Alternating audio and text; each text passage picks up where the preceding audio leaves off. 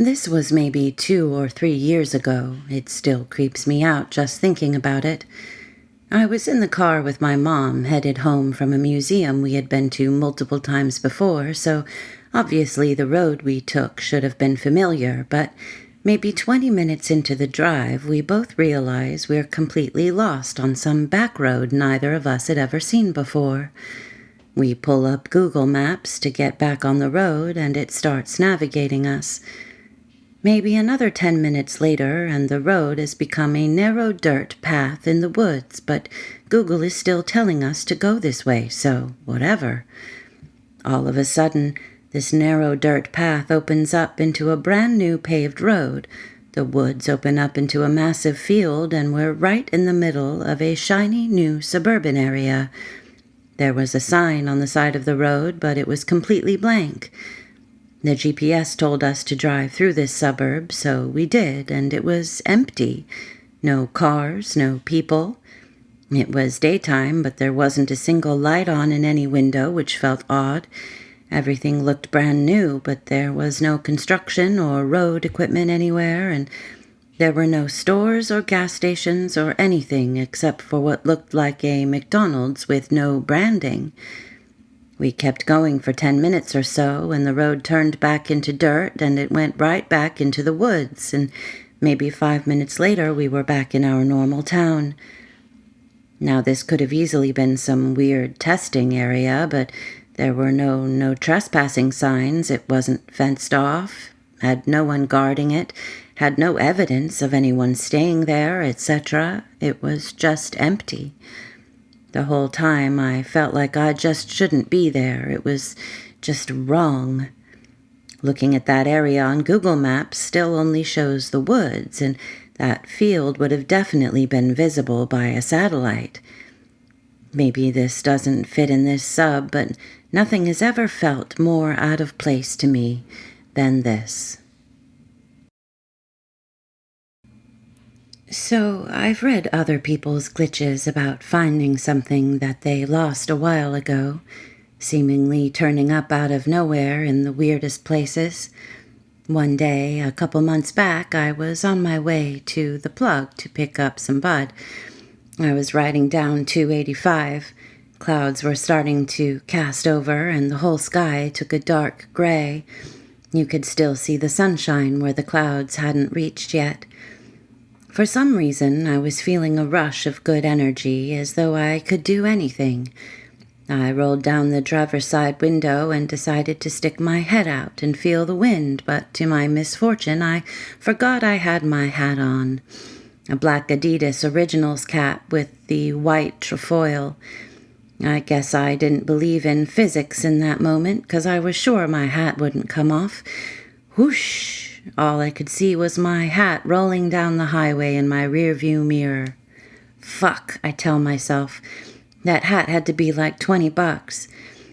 By the time I'm headed back to my house, the clouds had already started pouring rain, and I knew the hat was long gone, so I just forgot about it.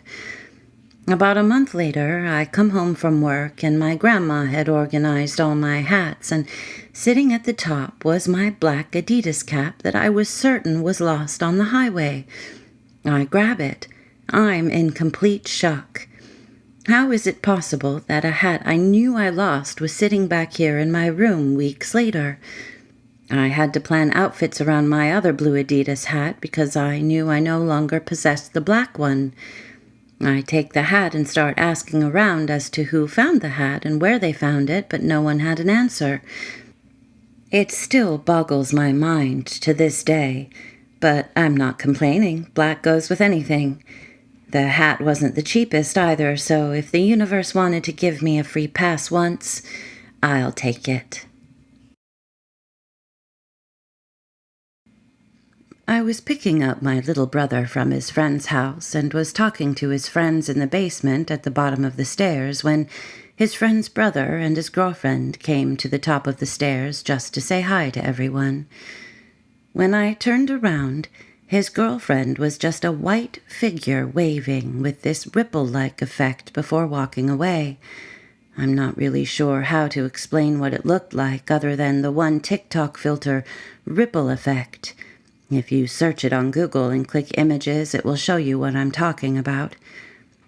After I saw that, I tried to explain to everyone what exactly I saw, and I even asked if there was a mirror upstairs or something for any explanation for what I saw. There was no mirror, and everyone, of course, thought I was crazy. I don't do drugs, and I wasn't drinking. I've tried to figure out what I saw for some time now, and I can't come up with anything. As a kid, I went to a lot of parties on the weekend with various family members. This particular weekend, I went with my young aunt and grandma. We were gone all day. When we finally returned to my grandparents' house, my grandpa looked like he saw a ghost as we walked in. He claimed that my aunt and I were already upstairs. He was absolutely convinced and couldn't understand why or how we got down the stairs and through the front door without him noticing. He said my aunt and I came in hours ago, had a conversation, told him about the party, and were upstairs the entire time. He also mentioned he could hear us talking in her room. He argued with my grandma for a while, and I could tell he was upset. I don't know if this is a doppelganger situation, but it's always bothered me, especially since that particular house was always off.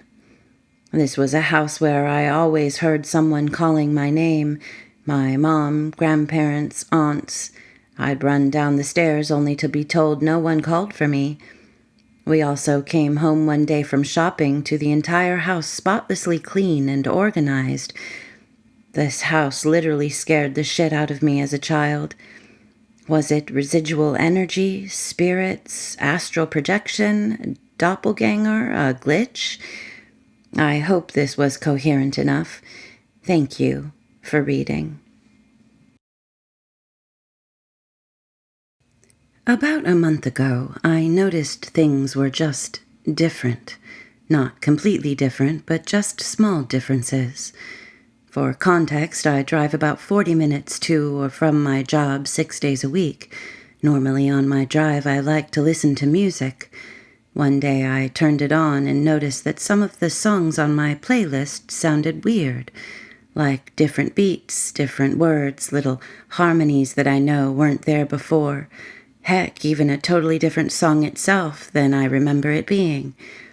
These are songs that I have listened to for years, so I know them by heart. It was very shocking, to say the least. The biggest difference I noticed was this gas station that I go to quite frequently before I start my drive to work. I walked into the gas station and went towards the iced coffee section where you can make your own. When I got there, I realized it was completely gone, and the whole layout of the gas station was totally changed from the last time I remember it. I had been there just a few days before, so there's no way they had a whole remodel in just the few days I hadn't visited. Other things that seem weird are my clothes. I have clothes that I don't remember having, and clothes that I swear I had but cannot find. I don't really know what's going on. Nothing big has really happened. Like all the people I know are still here, and none of my daily routines have changed. But these little things are starting to slowly drive me insane. I don't know if this is a glitch or if I truly have switched timelines. Any thoughts?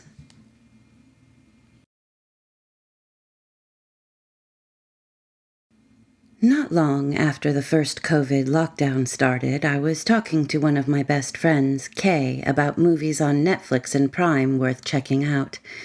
For context, I literally only had 3 friends who I talked to at the time. The only other people I talked to were my doctor, a 15-minute phone call every 2 months, and random texts to and from my mom. I never do phone calls unless it's an emergency. Kay was the only person I visited and spoke to in person for months during the initial lockdown. Anyways, he asked me if I'd seen the Mandela Effect, and I told him I hadn't and asked what it was about. He then asked if I knew what the actual Mandela Effect was, and I told him no, I didn't. Kay went into great detail, as he always does, explaining the phenomenon to me, where the name came from, along with at least 20 or 30 examples like the Berenstain Bears and the Monopoly Man. After his super thorough psych lecture, he told me about the movie The Mandela Effect. He gave me the whole setup and went on and on about how I should really watch it. A couple weeks later, I turned it on, and it was absolutely 100% just as good as he said it was. I was so excited, I texted my other two friends to tell them about the movie. I even told them about how Kay had recommended it to me, and I explained what the Mandela Effect was in the same way Kay explained it to me. They enjoyed it too when they watched it. Fast forward to early fall. I was visiting Kay and his family, and his mom asked for a movie suggestion. I asked if Kay had already made them watch The Mandela Effect, and turns out he hadn't. Again, I went in depth about the actual phenomena and the movie was named after, told them all about how Kay explained it all to me and made me watch it, and made my other two friends watch it, blah, blah, blah. Kay woke up from a nap shortly after she started the movie, came into the living room and started making fun of the movie we chose because it looked really dumb and asked what it was. To cut to the chase, he had never even heard of the movie, and he didn't even have a firm grasp on what the Mandela Effect really was. I argued with him for 10 minutes about whether or not he told me about it. I went over our entire conversation I vividly remembered having in his room. I ended up teaching him some of the examples that he'd never even heard of, things he taught me. Ever met somebody way too smart to act dumb? That's him. I'm sure you think that he was probably just messing with me, but I can assure you with 100% confidence that he absolutely was not. This man cannot lie. He also cannot miss an opportunity to take credit for something he did, especially when it comes to making a bomb-ass movie suggestion or educating someone on something he knows more about. And if he were to have somehow made it that far into his prank, never has he ever, he can't lie, and I'm a human lie detector, he most certainly would not miss the opportunity to start laughing at me and make it very known that he pulled one over on me. I know you don't know either of us, but this really wasn't a prank, and I really have a full and vivid memory of the entire Mandela Effect conversation. We still both think the other one is batshit. About an hour later, the full irony of what happened hit him, and he finally got the opportunity to poke fun at me. I still have no idea how or what happened. Oh, and I specifically remember it being called the Mandela Effect, both when he told me about it and when I watched the movie. How? Hey guys, weird happening here. About 2 weeks ago, I was feeling off, like I was going to have a heart attack or going to pass out or throw up.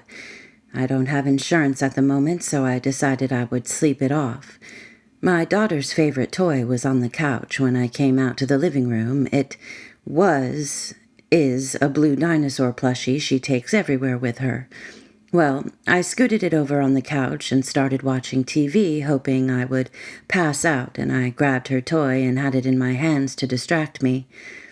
I eventually fell asleep and woke up the next day. My girlfriend and kid were gone, and I got up to get some water. I looked down on the floor and thought, "Ah, shit, she forgot her toy. She's gonna have a fit." Then it hit me. Instead of the dark blue toy I see all the time, it was bright green.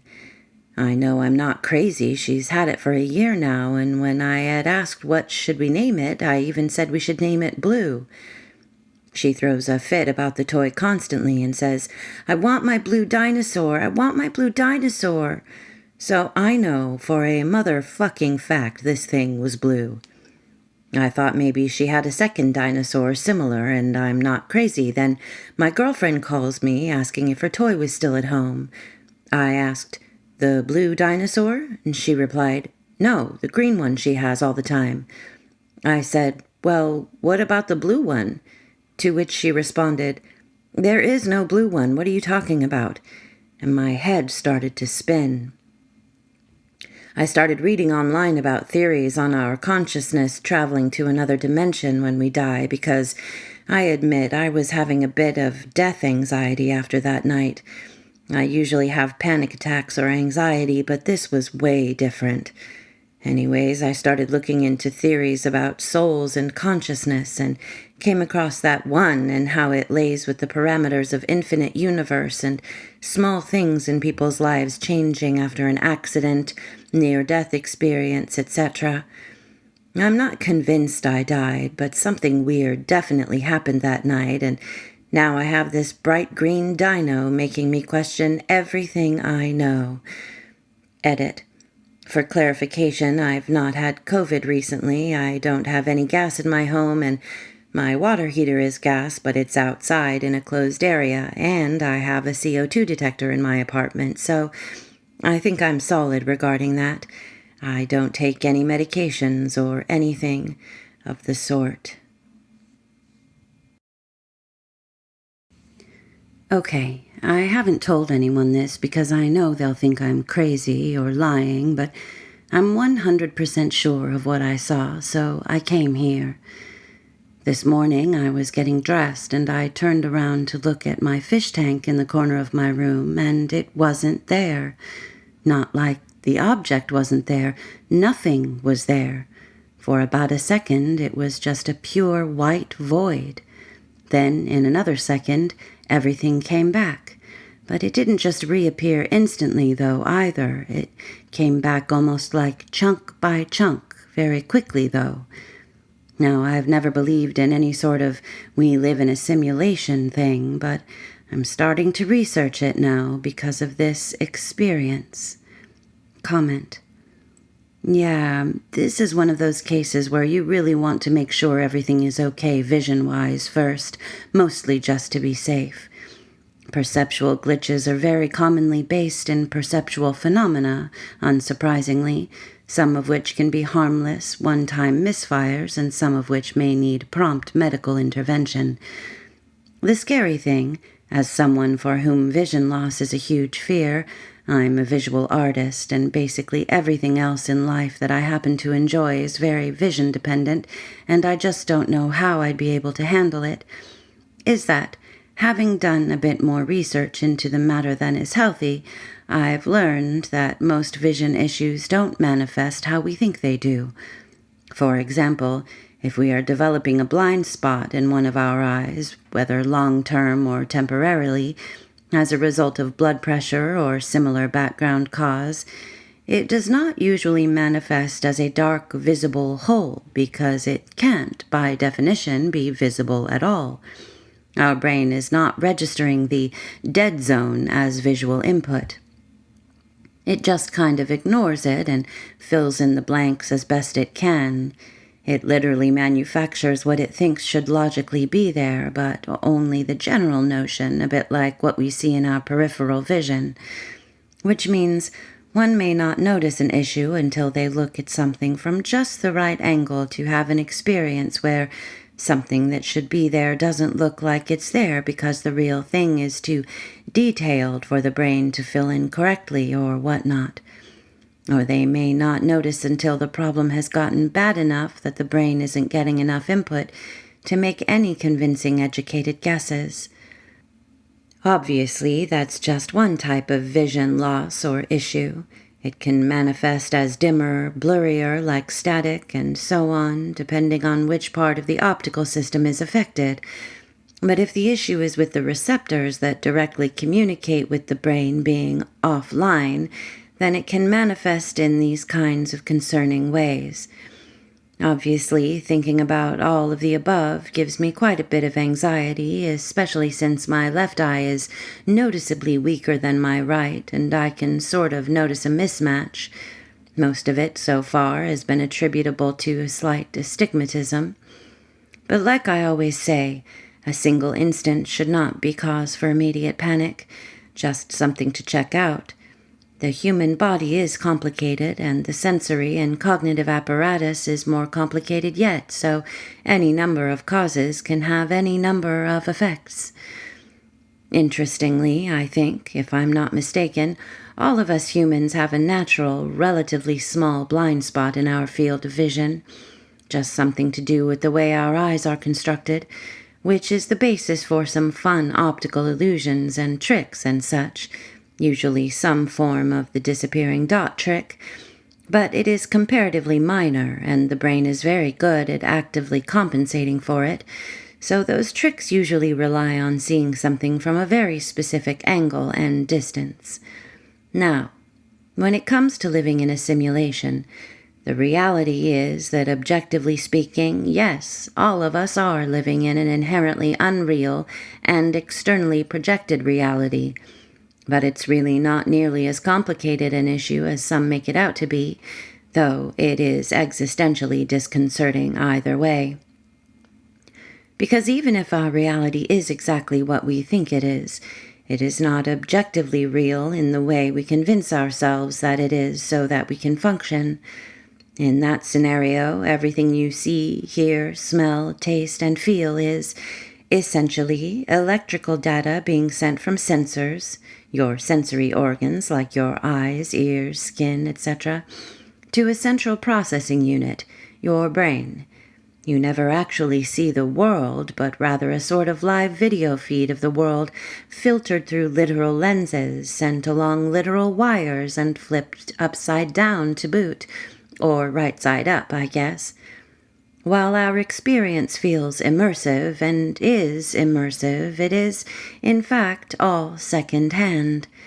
You have never, ever, not once, experienced the world outside of your brain. And again, that's just assuming that reality is exactly what it's conventionally believed to be.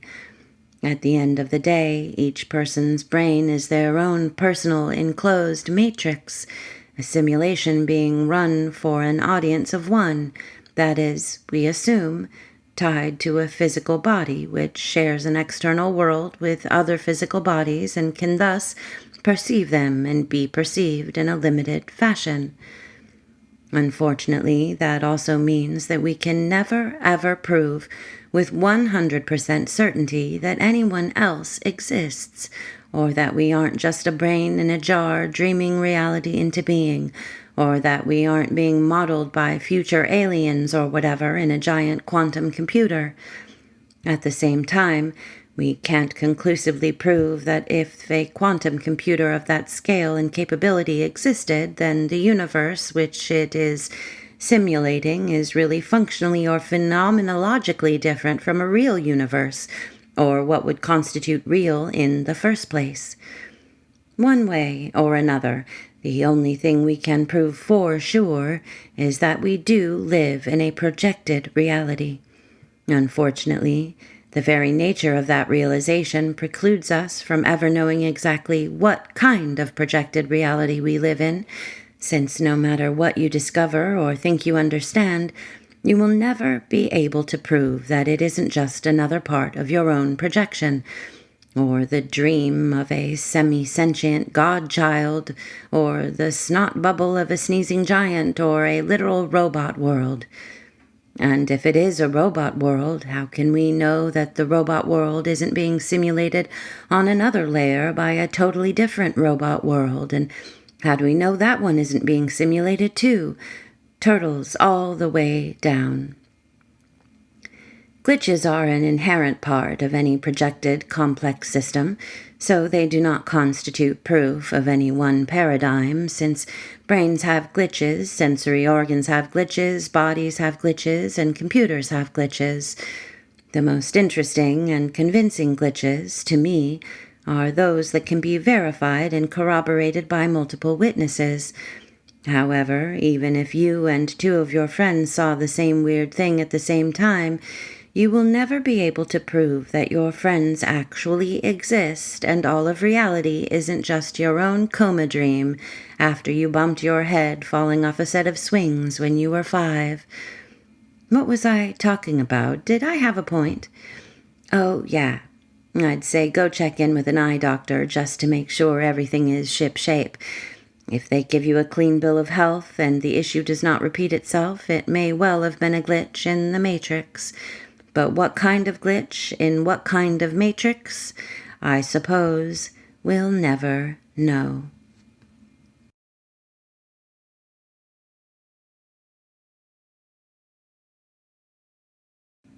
Hello, little Vickies. Thanks for listening. If you like what you heard and you haven't subscribed already, please do. And leave a like and a comment if you have a suggestion or simply want to say hello. It's all very helpful to my growth here on YouTube. I post every Tuesday, Thursday, and Saturday by 5 p.m. Pacific. If you have a story of your own you'd like to share and possibly have read on the channel, send it to me at veronica45stories@gmail.com. Link is also in the description, as are other ways to support the channel if you feel so inclined. Thanks again for being here. I appreciate it so much. And until next time, be good.